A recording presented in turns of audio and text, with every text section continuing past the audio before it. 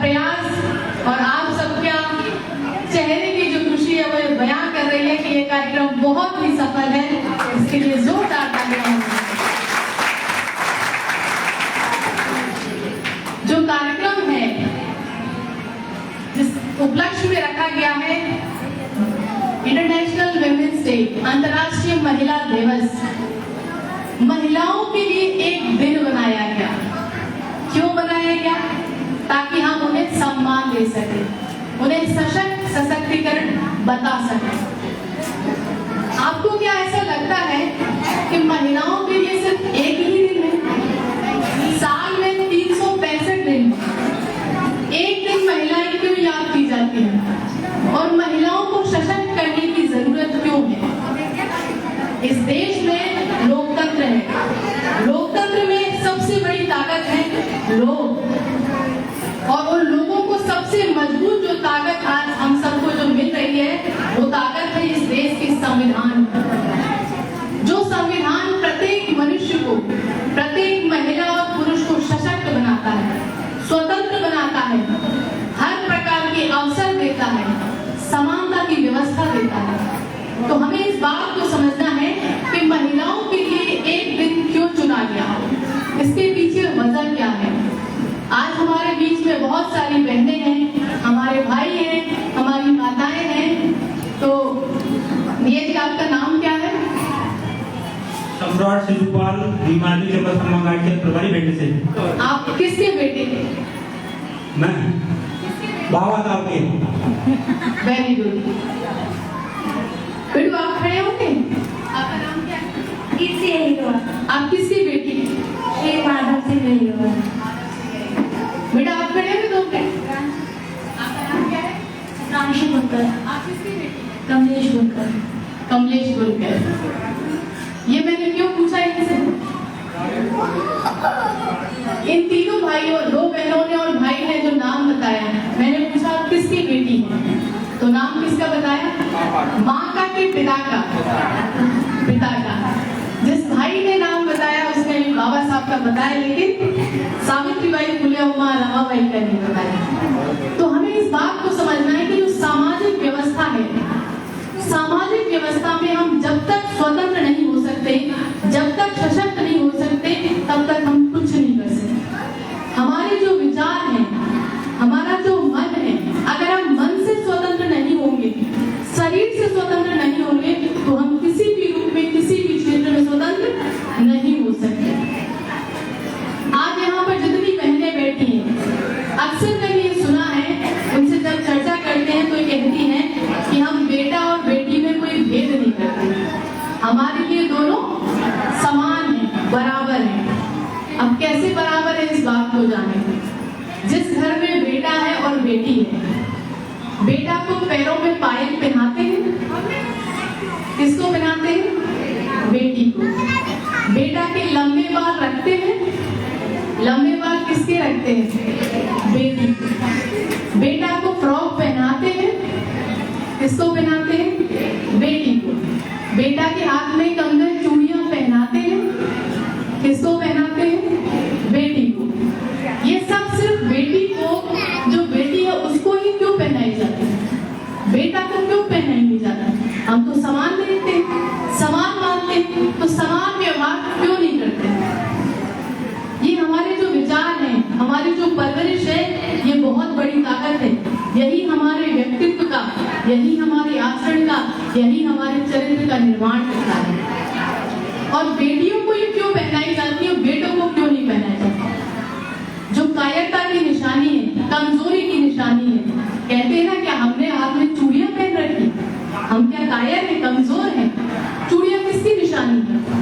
कमजोरी की, कायरता की। तो हम अपने घरों में, अपने ही सामने, अपनी ही औलादों को कमजोर बना रहे हैं, उनके पैरों में बेड़ियां डाल रहे हैं, उनकी मानसिक सोच ऐसी कर रहे हैं कि तुम लड़की हो और तुम लड़का हो। ये वैचारिक रूप से अगर हमने अपने घर में अपने बच्चों को नहीं बदला तो स्थिति बहुत खराब होगी आने वाले समय में। और अक्सर ये कहा जाता है कि बहुत सारी ऐसी महिलाएं हैं, बहुत सारी क्या, लगभग 90% महिलाओं धर्म में, अंधविश्वास में,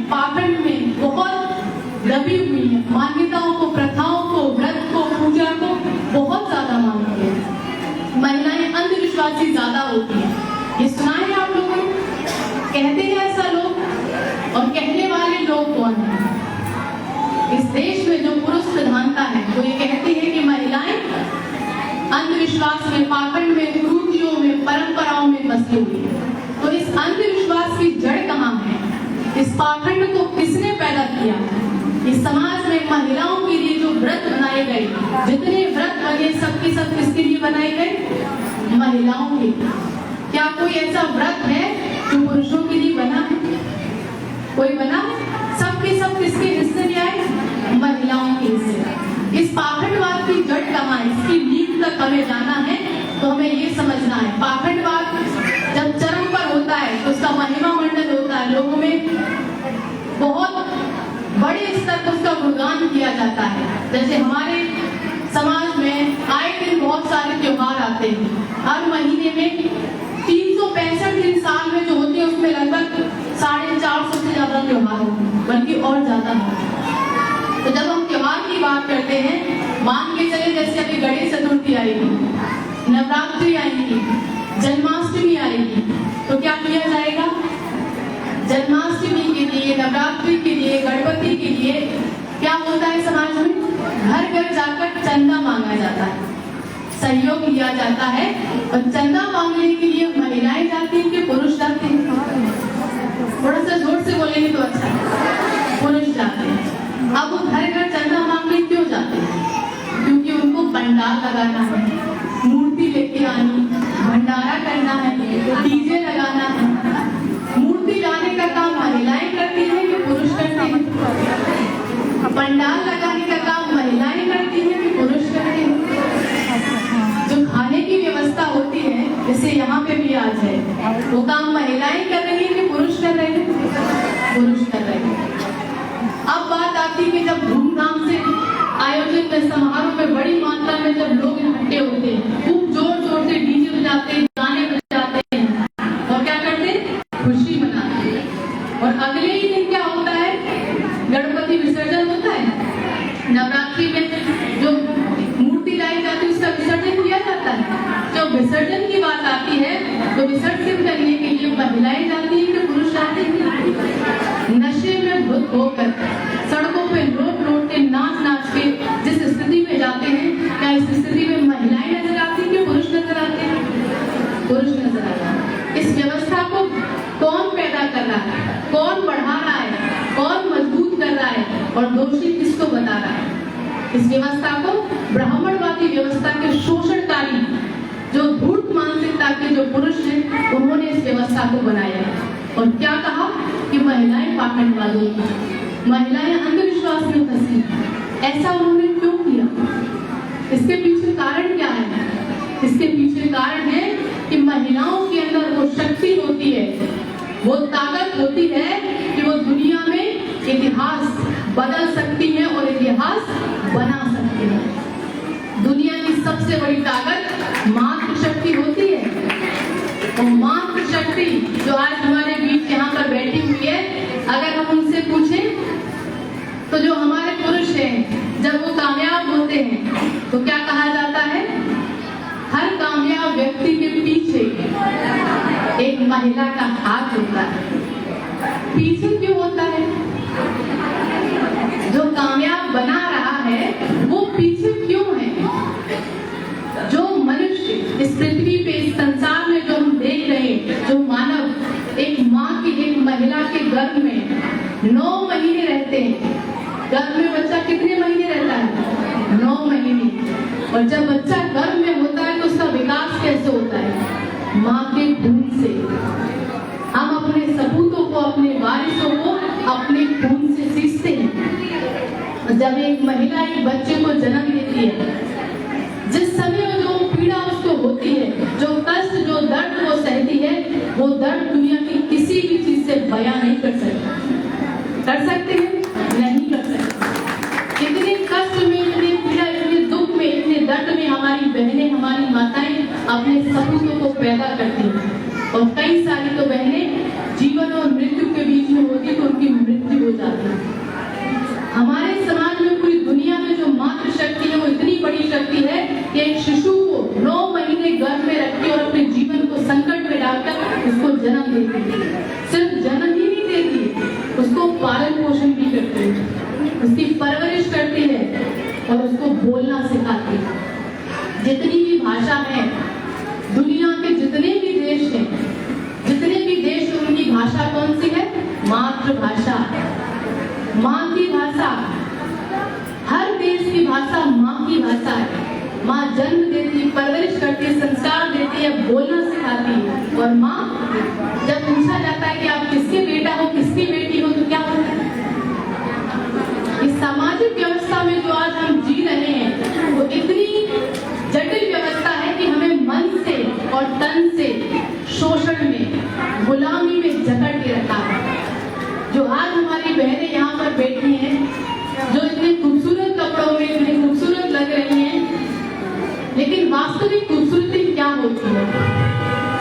जो संस्कार, जो सुहाग, जो हर एक महिला के, एक पुरुष के जीवन में अनिवार्य है, जरूरी है, उसका स्वाभिमान। असली श्रृंगार क्या होता है? असली संस्कार क्या होते हैं? महिलाओं के लिए क्या कहा जाता है? आज्ञाकारी हो, संस्कारी हो, गुणवान हो, और कैसी हो? कैसी हो? सुंदर हो, जैसे आज आप देख रहे हैं, सुशील हो, यही बताया जाता है। लेकिन वास्तविक सुंदरता होती क्या है?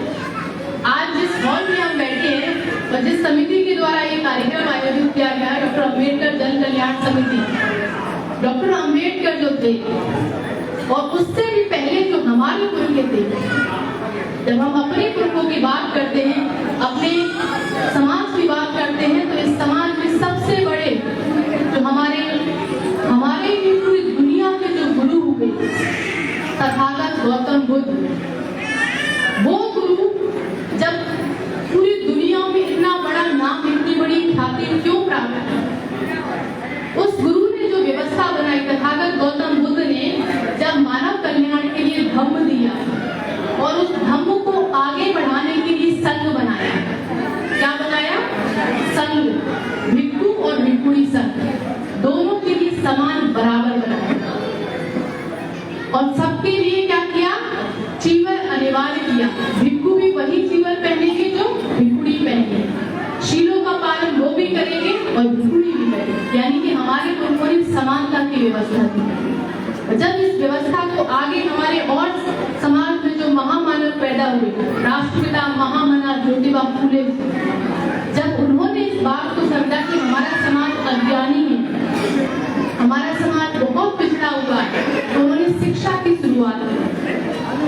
तो जब शिक्षा की शुरुआत की तो समाज में महिलाओं को भी पढ़ाया और पुरुषों को भी पढ़ाया, बराबरी से समान पढ़ाया।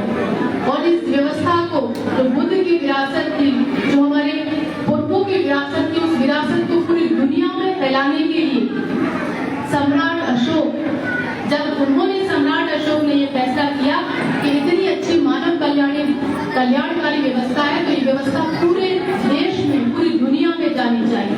तो उसके लिए उन्होंने अपने बेटा और बेटी दोनों को इस मार्ग पे चलने के लिए आज्ञा दी। समान बेटा और बेटी दोनों को दी, ये नहीं कि सिर्फ बेटा को दी।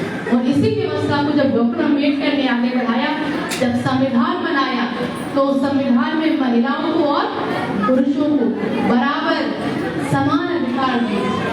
और महिलाओं के लिए तो हिंदू कोड बिल में अलग से अधिकार दिए। और जब इस काम को हमारे बहुजन नायक साहब काशीराम जी ने बढ़ाया, तो सबसे पहले उन्होंने किसको मौका दिया? महिला।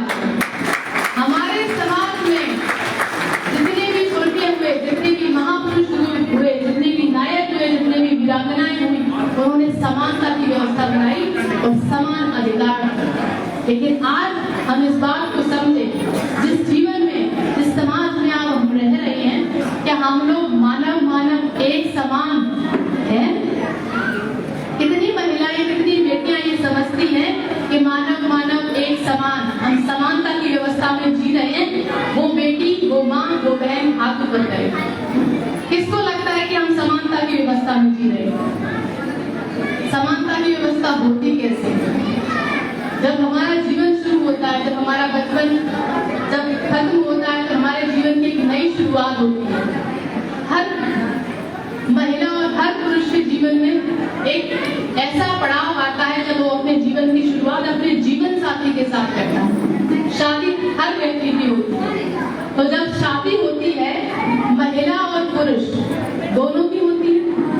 लेकिन शादी की जितनी निशानियां हैं वो महिलाओं के हिस्से में क्यों जाती हैं? जो शादी की निशानी ऊपर से लेके नीचे तक, सर से लेके पैर तक जो निशानी है वो महिलाओं को क्यों दी गई? कहाँ है आप समान? नहीं है समान। हम लोग असमानतावादी व्यवस्था को पालन कर रहे, मान रहे हैं और इसी व्यवस्था को परंपरा के नाम पे आगे बढ़ा रहे हैं। अगर आपसे अभी पूछा जाए कि आपने पैरों में बिछिया क्यों पहन रखे हैं, तो आप क्या कहेंगे?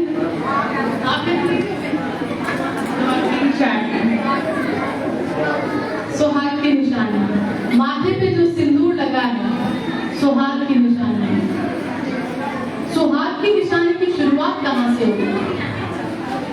और यही नहीं, कुछ बहनें आज तो यहाँ सिर्फ सर पे पल्लू डाले हुए, लेकिन अधिकांश मैंने महिलाओं को देखा है कि वो अपना चेहरा छुपा कर घूंघट करके रहती है। और ये घूंघट उनके जीवन में कब आया? शादी से पहले किसी बहन ने किसी बेटी ने घूंघट दिया? कब आया ये हमारे जीवन में? शादी के बाद। ये सब की सब शादी की निशानियां हैं और हम इसका पालन कर रहे हैं, लेकिन हमको ये नहीं पता कि इसका इतिहास क्या है। कोई इस बात का इतिहास जानता है कि घूंघट कहाँ से शुरू हुआ? ये पैरों में जो हमारे आज पायल है, बिछिया है, हाथों में ये चूड़ियां हैं, माथे पे जो सिंदूर है, इसकी शुरुआत किसने दी? ये निशानी हमें शादी के बाद क्यों दी गई? अगर ये सुहाग है, कई लोग इसको संस्कार कहते हैं, मर्यादा कहते हैं, इज्जत कहते हैं, ये हमें जानना होगा कि इसकी शुरुआत कहाँ से हुई।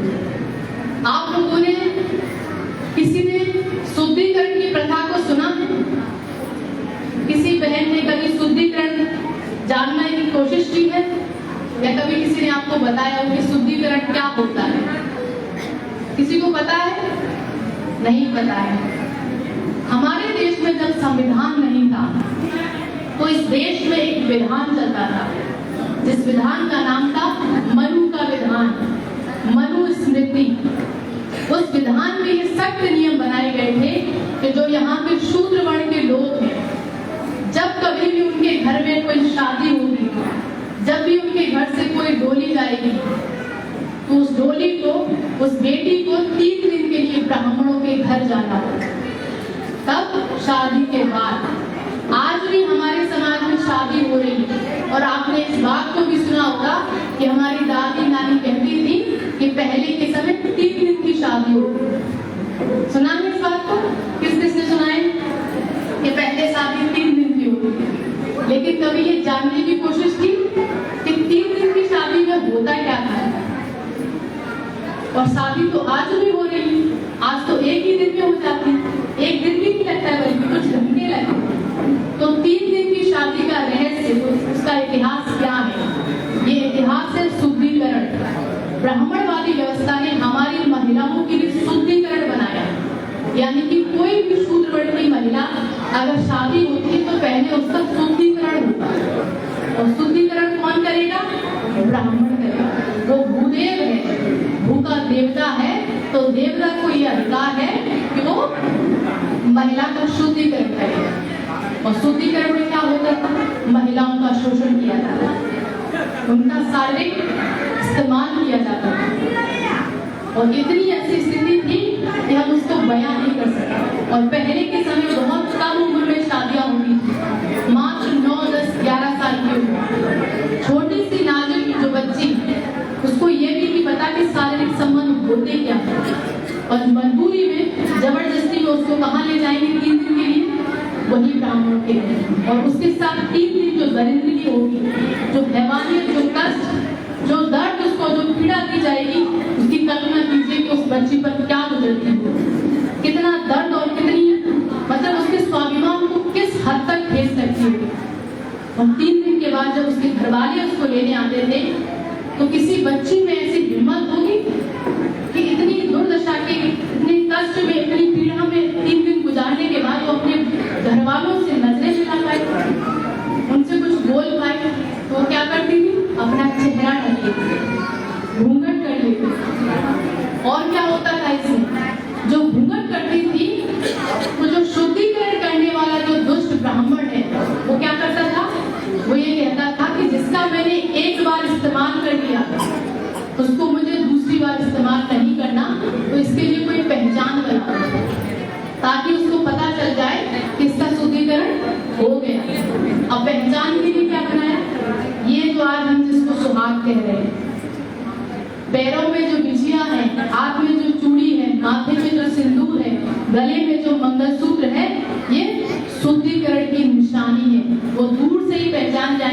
कि इसकी शादी हो गई है, यानी कि इसका शुद्धिकरण हो गया है।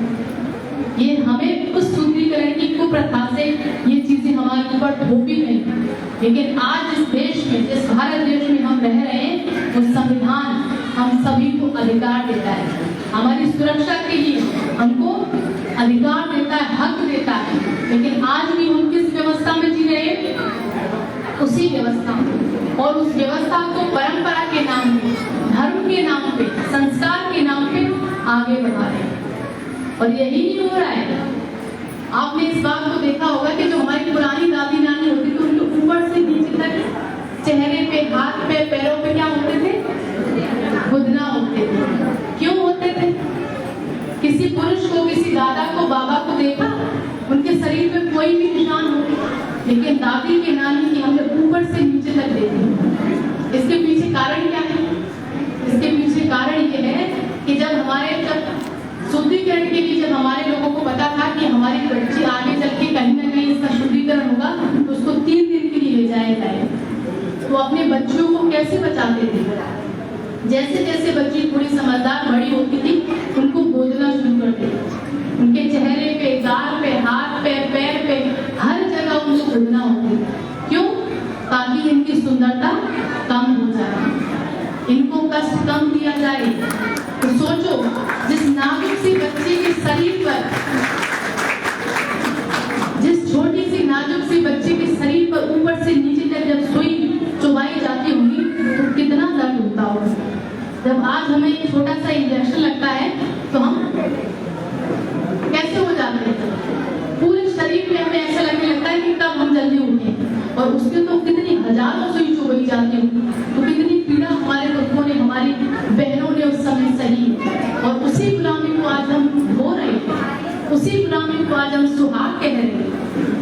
ये चीजें हमको समझनी है, जाननी है कि हमारी जो पुरखों की व्यवस्था थी, वो समानता की व्यवस्था थी।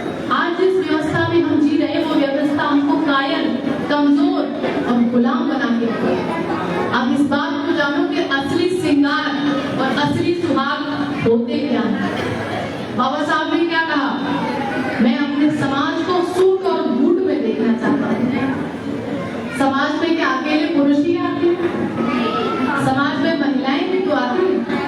तो कोई बहन जब अपने जीवन की शुरुआत करती है, कोई माँ, कोई बेटी, उसको ये क्यों नहीं बताती है कि बाबा साहब तो हमारे पुरखे हैं, जो विश्व के विद्वान हैं, उन्होंने ये कहा कि मैं अपने समाज को सूट और बूट में देखना चाहता हूँ। तो अपने जीवन की शुरुआत सूट और बूट से करो।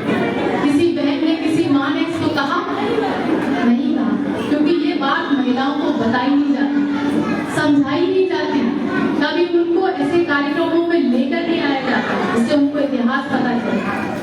जो आज हमारे पैरों में, जो आप लोग अपने पैरों में बिछिया और पायल जो पहने हैं, असली अगर श्रृंगार है, संस्कार है, तो आपके पैरों में गुलामी की बेड़ियां नहीं होनी चाहिए, आपके पैरों में बूट होना चाहिए, जो हमारे बाबा कहते हैं। जो हाथों में कायरता की निशानी, जो चूड़ी आज हमारी हर बहन पहने, डॉक्टर अम्बेडकर ने हमें कलम की ताकत दी। ये है असली श्रृंगार, ये है हमारा संस्कार। और जो आज आप लोग माथे पर सिंदूर, गले में मंगलसूत्र और अपने कानों में, अपनी नाक में जो ज्वेलरी जो पहने हैं, वास्तविकता में क्या है? ये गहना है कि जंजीर है? ये बेड़ियां हैं जो आपको गले से बांधती है, पैरों से बांध के रखा है, हाथों से बांध के रखा है। आप आजाद कैसे हो? कहाँ आजादी का जीवन जी रहे हो? आप ऐसी व्यवस्था में, ऐसी गुलामी का जीवन जी रहे हो कि आपको एहसास ही नहीं हो रहा है कि हम इस सदियों से इस गुलामी को हो रहे हैं, क्योंकि आपने वास्तविक आजादी को, वास्तविक अधिकारों को जाना नहीं है। असली स्वतंत्रता क्या है? जो माथे पे सिंदूर आपके चमक रहा है, दूर से ही नजर आ रहा है। जब अपने पुरखों के इतिहास को जानोगे, उनके सीख सिद्धांत, उनके मार्ग को जानोगे, तो आपके चेहरे पे, माथे पर ऐसी चमक होगी जो आपको हर जगह समानता का और कॉन्फिडेंस, एक आत्मविश्वास पैदा करेगा। जब मैंने इन चीजों को जाना, मैं अपने जीवन की एक छोटी सी घटना बताना चाहूंगी आपको। जैसे आज यहाँ पर बहुत सारी हमारी बहनें बेटियां बैठी हैं। 2018 से पहले मैंने भी अपने महापुरुषों को सावित्रीबाई फुले को कभी नहीं जाना था। 2018 वो साल था जब मैंने पहली बार सावित्रीबाई फुले जी का नाम सुना और उनको देखा। मेरे जीवन की जो घटना है, मेरे जीवन में जो आज बदलाव है, वो डॉक्टर पुष्पेंद्र बहुजन जी की वजह से। उन्होंने मुझे हमारे महापुरुषों का इतिहास बताया। उन्होंने मुझे बताया कि इस देश में जो आज हम डॉक्टर, इंजीनियर, वकील, सांसद, अधिकारी, कर्मचारी जो बन रहे हैं, जो मैं डॉक्टर बनी हूँ, तो छत्रपति साहू जी महाराज की देन है। जिस महाराज ने अपनी रियासत में अपने लोगों के लिए रिजर्वेशन का, रिप्रेजेंटेशन का अधिकार दिया और उसी अधिकार को डॉक्टर अम्बेडकर ने हमें संविधान में दिया था। तो ये हमारे पुरखों की देन है, हमारी काबिलियत नहीं है। अगर हमारी काबिलियत होती तो हमारे जो पीढ़ियां गुजर गई वो भी आज कहीं न कहीं अच्छे पदों पर होती। तो ये पुरखों की विरासत है। जब मैंने ऐसे अपने महापुरुषों को जाना तब समझ में आया कि असली जीवन होता क्या है, असली संस्कार, श्रृंगार, सुहाग क्या है। इसलिए अपने जीवन में गुलामी की एक रत्ती भर भी चीज अपने जीवन में गुलामी की स्वीकार नहीं, और ये फैसला किया कि जब तक मेरा जीवन है, जिन पुरखों की कुर्बानी से, जिन पुरखों के संघर्ष से आज मैं इस काबिल बनी हूँ, एक ऐसे प्रोफेशन से बिलोंग करती हूँ, डॉक्टर बनना कई लोगों का सपना होता है। लेकिन हमारे समाज में डॉक्टर, इंजीनियर बन तो रहे हैं, लेकिन वो समाज की तरफ कभी पलट कर देखते भी नहीं। आज जो हमारी यहाँ बहनें बैठी हैं जिनको कुछ नहीं पता है, उसकी वजह क्या है? उसकी वजह ये है कि जो समाज से अधिकारी, कर्मचारी बन के जो लोग निकलते हैं, वो अपने समाज की तरफ कभी लौट कर नहीं देखते, कभी उनके बीच में नहीं आते। क्यों नहीं आते? क्योंकि वो अपने आप को बड़ा कहने लगते। अपने आप को बड़ा कहेंगे तो फिर बड़े लोगों में उनका उठना बैठना होने लगता और अपने समाज को भूल जाते। इसलिए 15 सितंबर 2021 हम दोनों जीवन साथी ने ये प्रण लिया कि अपना पूरा जीवन, जो आज हमारा समाज अज्ञानी, अंधविश्वास, पाखंड कुरीतियों में जकड़ा हुआ है, जो समाज आज संगठन, समिति, पार्टियों में बिखरा हुआ है, उस समाज को जागृत, संगठित कर इस देश का हुक्मरान बनाए। ये हमारे जीवन का मकसद है और ये संकल्प लिया कि इस मकसद को पूरा करने के लिए अपना तन, मन, धन, जो कुछ भी हमारे पास है, वो इसी मकसद के लिए लगाएंगे और कोई जिम्मेदारी, कोई घर परिवार की, रिश्तेदारों की, नातेदारों की कोई जिम्मेदारी नहीं निभाएंगे, क्योंकि हमारा समाज जिससे हमें पहचान मिली, जिससे हमें सम्मान मिला, वो हमारे लिए सर्वोपरि है। तो हमें अपने समाज को पे बैक टू सोसाइटी, तो डॉक्टर अम्बेडकर ने कहा, वो जरूर करना चाहिए। ये हमारी सबसे बड़ी जिम्मेदारी है और ये नैतिक जिम्मेदारी बनती हर व्यक्ति की कि वो अपने समाज को पे बैक करे। और समाज की मूल इकाई महिला और पुरुष है। हम पे बैक समाज को कब लौटा पाएंगे? जब हमारे पास अधिकार होंगे। जो आज यहाँ पर टॉपिक दिए गए कि भारत माता की जय कहने वाले देश में महिलाओं की जो दुर्दशा है, उसकी स्थिति का क्या वजह है, क्या कारण है? इस देश में जो व्यवस्था है, उस व्यवस्था के जो धर्म ग्रंथ है, उस व्यवस्था के जो प्रतीक, जो स्मारक, जो साहित्य है, वही हमारी गुलामी का, वही हमारी दुर्दशा का कारण है। आज हमारी जो बहनें यहाँ पर बैठी हैं, मैं आप लोगों से ये बात पूछना चाहूंगी कि जब कभी भी हमारे घर में, हमारे परिवार में, जैसे किसी ने हमारे परिवार में आकर मारपीट की, लड़ाई झगड़ा किया, तो सबसे पहले हम कहाँ जाते हैं? थाने, कोर्ट कचहरी जाते हैं। जब हमें थाने, कोर्ट कचहरी में न्याय मिलता है, तो वो न्याय हमें भगवान देता है कि संविधान देता है? संविधान देता है। लेकिन जब देने की बारी आती है, हमारे समाज की महिलाएं सबसे ज्यादा देने के लिए दान कहाँ करती हैं? मंदिर में, भागवत में, कथा में, पूजा में, सीधे में करती हूँ। तो हमको दान कहाँ करना है?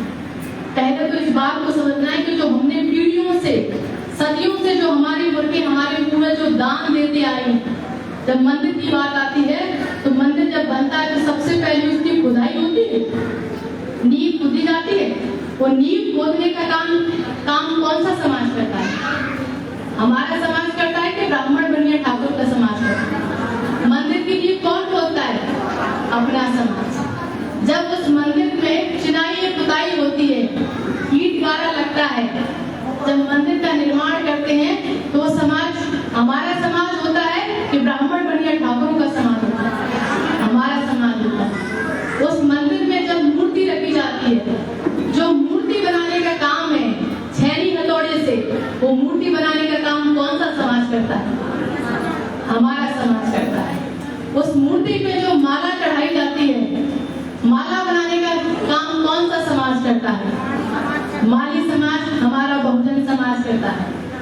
और उस मंदिर में जो दान पेटी रखी जाती है, उस दान पेटी में जो दान डालता है वो कौन सा समाज डालता है? कौन डालता है? हमारा समाज डालता है। और उस दान पेटी से जो दान निकालता है वो कौन सा समाज है? क्या उसको अधिकार है उस दान को निकालने का? जिसकी नींव हमने खोदी, जिसकी चिनाई हमने की, पुताई हमने की, मूर्ति हमने रखी, माला हमने चढ़ाई, दान पेटी हमने रखी और दान भी हमने डाला, और निकाला किसने? और हमारी आंखों के सामने निकाला। और हमने कुछ अभी तक बोला? क्यों नहीं बोला? हमारे पास बुद्धि नहीं है, हमारे पास समझ नहीं है।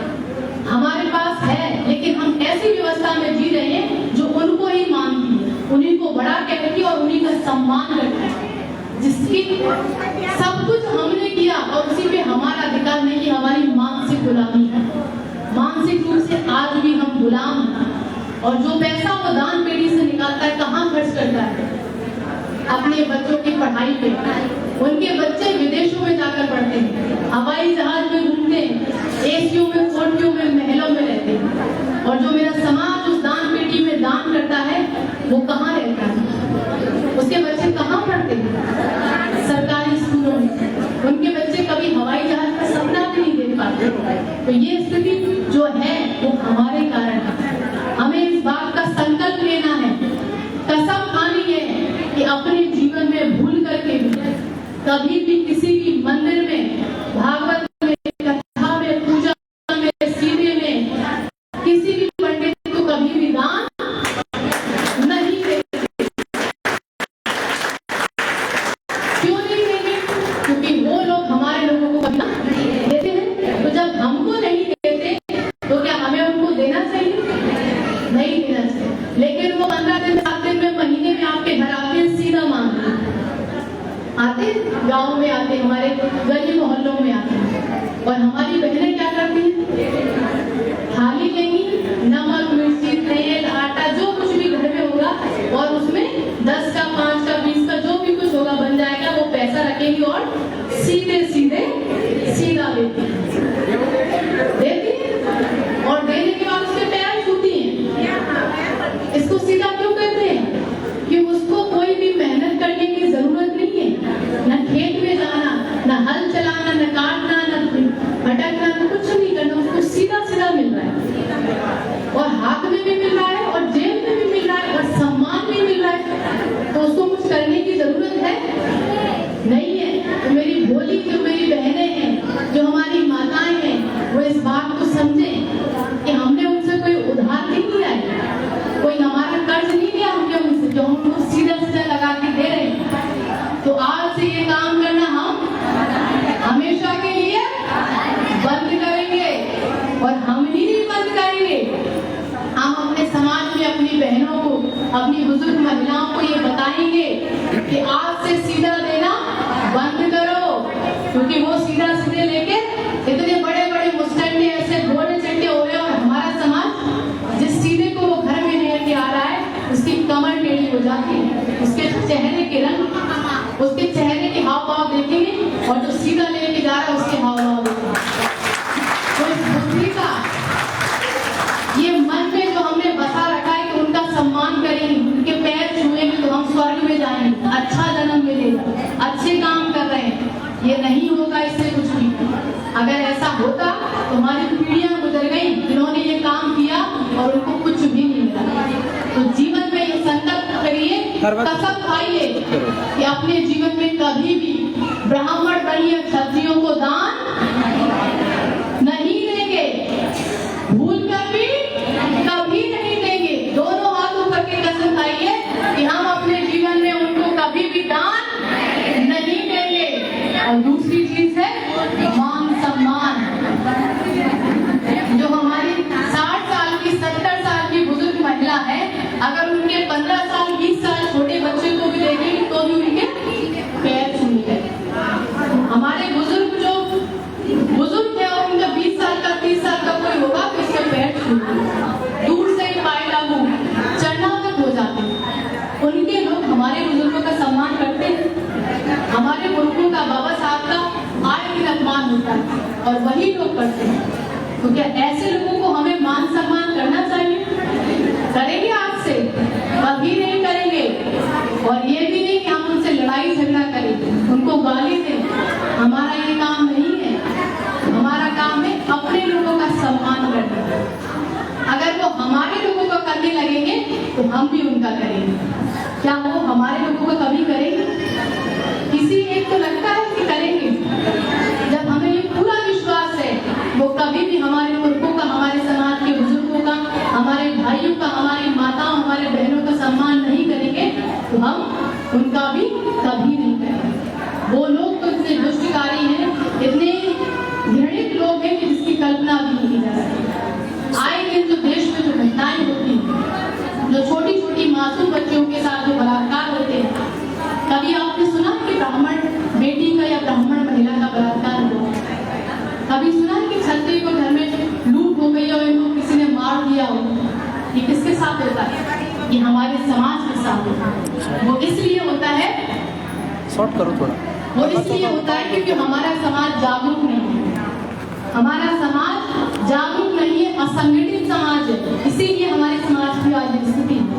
और तीसरी चीज जो हमारे जीवन को, हमारी स्थिति परिस्थिति को बदल सकती है वो है मतदान, मताधिकार, वोट डालेगा, जो लोकतंत्र में सबसे बड़ी ताकत है। और ये ताकत हमें किसने दी? बाबा साहब डॉक्टर भीमराव अम्बेडकर जी ने। ये ताकत एक राजा को जब 5 साल में चुनाव होते हैं, जो सांसद, अधिकारी, कर्मचारी जो बड़े बड़े अच्छे पदों पर बैठे हैं, एक वोट के लिए गली गली घूमते हैं, हमारे पैर छूते हैं और गलियां छानते हैं, मात्र एक एक वोट के लिए। वो क्यों? क्योंकि वोट की ताकत सबसे बड़ी ताकत है। ये वर्तमान में जो आज लोकतंत्र है, और लोकतंत्र में राजा उन्हीं का होता है जिनके लोग ज्यादा होते हैं। और लोग किसके ज्यादा है? हमारे। लेकिन राजा किसका बनता है? राजा किसका बनता है? और बनाता कौन सा समाज है?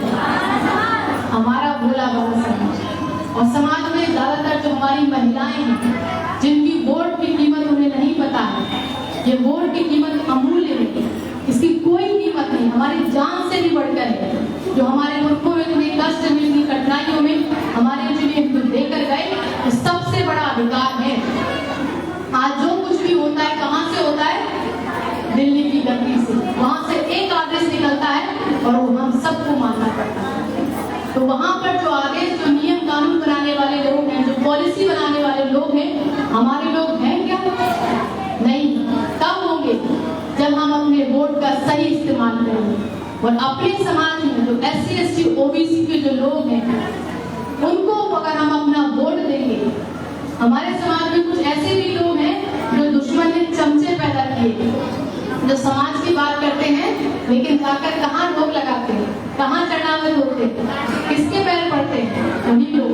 तो हमें इस बात को भी जानना है कि जो SC ST OBC के लोग हैं, जो स्वतंत्र, निष्पक्ष और ईमानदार तरीके से नैतिकवान जीवन जी रहे हैं, शीलों का पालन कर रहे हैं, ऐसे ही लोगों को हमें वोट देना है। ये हमारे पास सबसे बड़ी ताकत है और ये ताकत हमारा और हमारे आने वाले बच्चों का भविष्य बदल सकती है। करवा चौथ बताओ, खत्म करो बस। अभी 9:30 हो गए।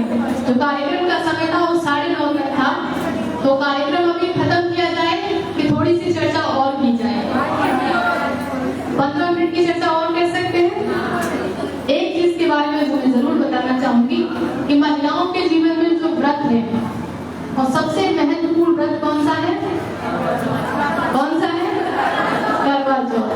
करता है। हमारे समाज में खास करके जो नई बहुएं आती हैं उनसे करवा चौथ का व्रत जरूर करवाया जाता है और उसके बाद उनकी ऐसी परंपरा बन जाती है कि वो उसको हर साल करती है। ये शादी के बाद होता है। करवा चौथ का जो इतिहास है, इस व्रत को पति की लंबी उम्र के लिए रखा जाता है, ऐसा बोला जाता है। किसी बहन को, किसी माँ को ये भरोसा है कि करवा चौथ के व्रत रखने से मेरे पति की लंबी उम्र हो जाएगी। कोई भरोसा करता है, लेकिन रहती बहुत सारे व्रत सभी करते हैं, भरोसा नहीं है लेकिन फिर भी कर रहे हैं क्योंकि परंपरा बन गई। ये व्रत की शुरुआत कहाँ से हुई? करवा चौथ, कर यानी कर्जा, कर्ज, चौथ यानी चुकाना, कर्ज चुकाना है। अब चुकाना है तो लिया किससे ये भी जानना है। हमने कर्ज किससे लिया है और कितने जन्म कितने साल तक चुकाना है पता है, लेकिन फिर भी कर रहे हैं। मेरी भोली बहनें जो मेरी माताएं हैं, मैं उनसे आज गुजारिश करूंगी कि इस बात को समझिए और अपनी बुद्धि का, अपने विवेक का इस्तेमाल करिए और इतिहास को, सच्चाई को जानिए और उसको स्वीकार कीजिए। तभी हमारा जीवन तभी बदलेगा जब हम सच्चाई को स्वीकार करेंगे। हमारे जीवन में जभी स्वतंत्रता आएगी। जो आज आप गुलामी की जंजीरों में जकड़ी हुई हैं, जिस परंपरा को आप ढो रही हैं, वो वास्तविक जीवन नहीं है। करवा चौथ यानी कर्ज चुकाना। इस देश में जब मनु की व्यवस्था थी तो उन्होंने मनु की व्यवस्था में महिलाओं को गुलाम बनाने के लिए प्रथाएं बनाई।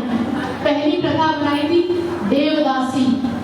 देवदासी प्रथा में छोटी छोटी बच्चियों का शोषण किया जाता था। उसके बाद बनाई शुद्धिकरण, जो घूंघट की, जो शादी की निशानी, जो सुहाग आई वो वहां से मिली। और तीसरी बनाई करवा चौथ, यानी हर उम्र में, हर स्टेज पर जाकर इस व्यवस्था ने हमारी महिलाओं का, हमारी बेटियों का शोषण किया, उन्हें कभी आजाद नहीं होने दिया।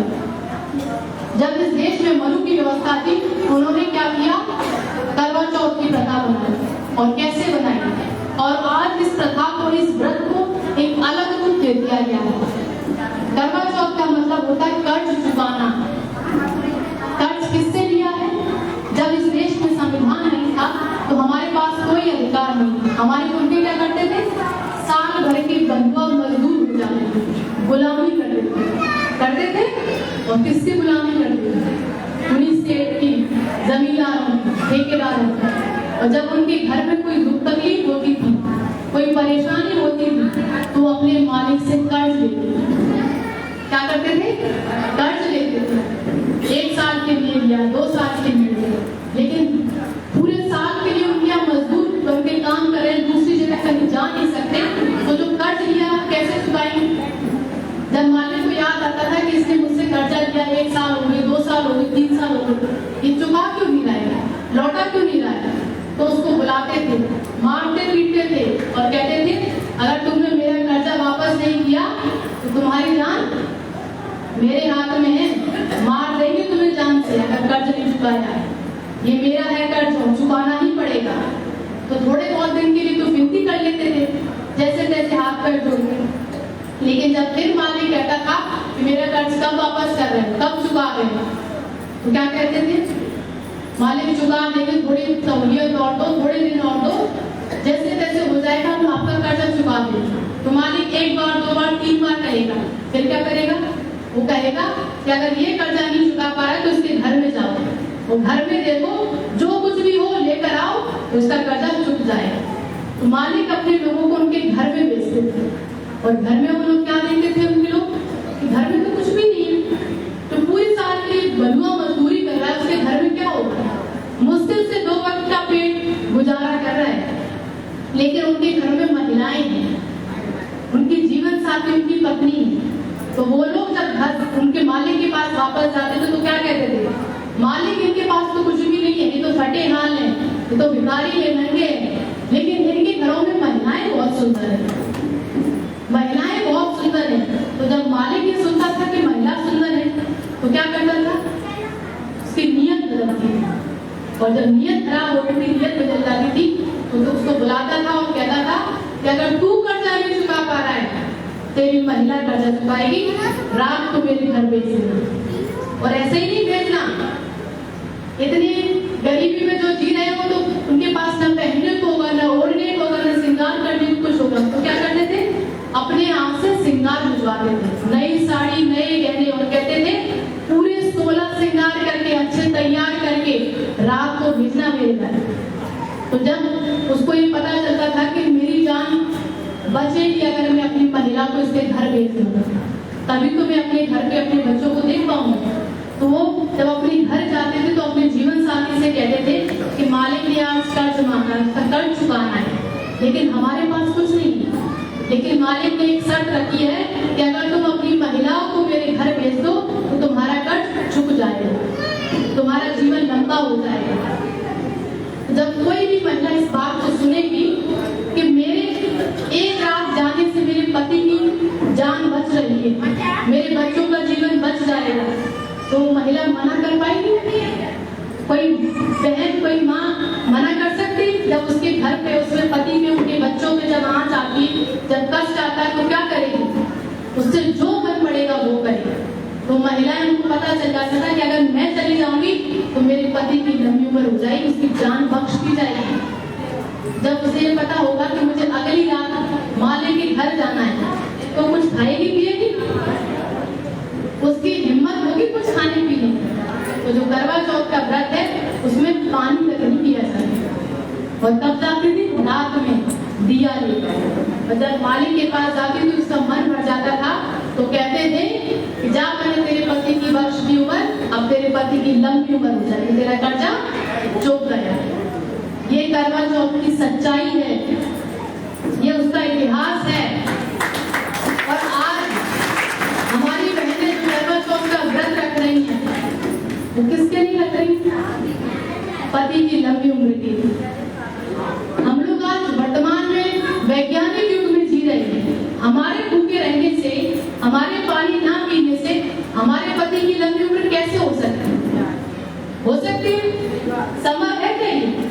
अगर हो सकती थी, अगर इसमें सच्चाई होती, तो आज जो हम देखते हैं समाज में जो पुरुष जो पहले मर जाते हैं, क्या उनकी महिलाओं ने व्रत नहीं रखा होगा ना? तो उनकी तो लंबी उम्र हो गई, तो उनको मरना नहीं चाहिए था। जो आज हम देखते हैं बॉर्डर पे जो हमारे भाई हैं, कई सारे मारे जाते हैं, क्या उनकी जीवन साथी, उनकी पत्नी व्रत नहीं रखती? तो क्यों मर जाते हैं? उनकी तो लंबी उम्र हो रही ना, लेकिन फिर भी मर रहे हैं। इस व्रत में रत्ती भर भी सच्चाई नहीं है, ये पाखंड है। अगर हमें वास्तविकता में अपने पति की लंबी उम्र करनी है, तो जो हमारे समाज में जो हम देखते हैं कि हमारा जीवन साथी कोई गुटखा खाता है, कोई दारू पीता है, कोई पुड़िया खाता है, कोई सिगरेट पीता है, जो नशा है, अगर हम अपने जीवन साथी का नशा बंद कर देंगे, बंद करवा देंगे, तो उसकी लंबी उम्र निश्चित हो जाएगी। और लंबी उम्र होगी तो उससे हमारे घर में, जब हम देखते हैं कि जो हमारे पति, जो हमारे भाई, हमारे हर स्टेज पे देखे हमने, देवर देखे, जेठ देखे, ससुर देखे, कोई ना कोई नशा जरूर करता है। अगर हम उनका नशा बंद कराते हैं तो उससे हमारी आर्थिक स्थिति भी मजबूत होगी, क्योंकि जो नशे में जो पैसा बर्बाद कर रहे हैं, जो हमारे गांव में जो हम जब जाते हैं तो उनसे पूछते हैं, जो हमारे भाई पुड़िया खाते हैं, एक पुड़िया की कीमत कितनी है? 40 रुपए की आती है। और एक पुड़िया जो खाता है वो दिन में एक ही खाता है क्या?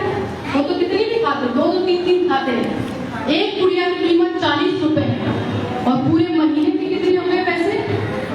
1200 रुपए। 1200 रुपए को खाकर फूक देते हैं और अपना शरीर बर्बाद करते हैं। अगर यही 1200 रुपए मात्र एक पुड़िया बंद करने से वो 1200 रुपए बचा सकते हैं, और 1200 रुपए में अपने बच्चे की 2-2, 3 की ट्यूशन लगा सकते हैं। जो कहते हैं ना कि हमारे पास पैसा नहीं है, हम बच्चों को कैसे पढ़ाएं? अगर हम इस बात के लिए उनको जागरूक कर दें कि आप पुड़िया खाना बंद कर देंगे, तो आप अपने बच्चों के 2-2, 3 की ट्यूशन लगा सकते हैं। आपके बच्चों की शिक्षा बेहतर होगी तो उनका जीवन बचेगा। तो नशे को बंद करेंगे तो हमारे समाज में हमारे जीवन साथी का जीवन सुखी होगा और उनकी लंबी उम्र होगी। आज आप लोग बहुत देर से बैठे हैं, बहुत कीमती समय दिया और बहुत अच्छा कार्यक्रम यहाँ पर पर संपन्न हुआ। मैं आप सभी लोगों